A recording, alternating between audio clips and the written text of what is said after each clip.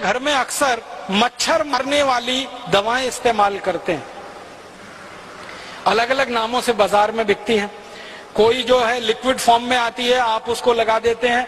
कोई तो टिकिया के फॉर्म में आती है, आप उसको इस्तेमाल करते हैं। कोई तो कॉइल के फॉर्म में आती है, आप उसको इस्तेमाल करते हैं।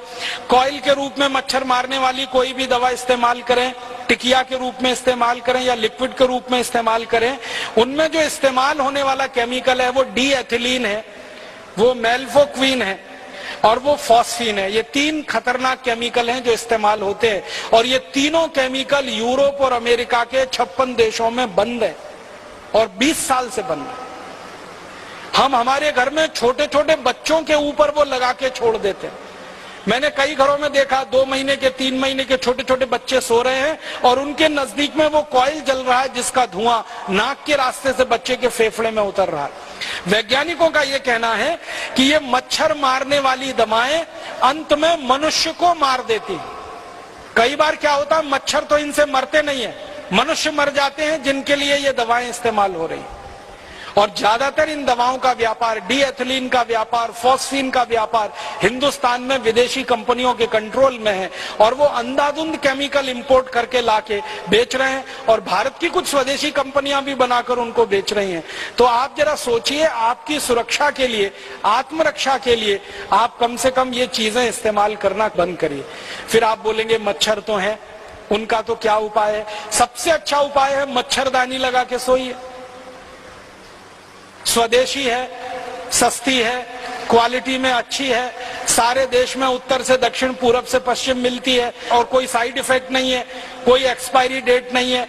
एक बार खरीदी तो 20-25 साल चलेगी और तरह तरह की मच्छरदानियां आने लगी हैं।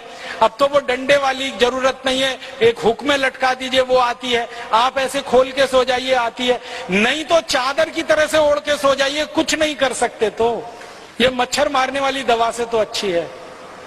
मच्छर मारने वाली दवाएं खरीदें, विदेशी कंपनियों को मुनाफा दें, उससे अच्छी अपनी मच्छरदानी है। और आप चाहें तो एक छोटा प्रयोग और करके देख सकते हैं।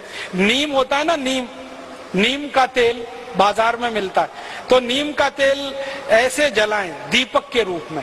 एक दीपक ले लें, उसमें रुई की बाती बनाएं, नीम का तेल जला के दीपक को रख दें। वो दीपक जितनी देर जलेगा एक भी मच्छर कमरे में नहीं आएगा। इतना सस्ता और सरल उपाय। नीम का तेल बाजार में 30-40 रुपए लीटर मिलता है। 1 लीटर तेल खरीदेंगे, बड़े आराम से 3-4 महीने चलता है।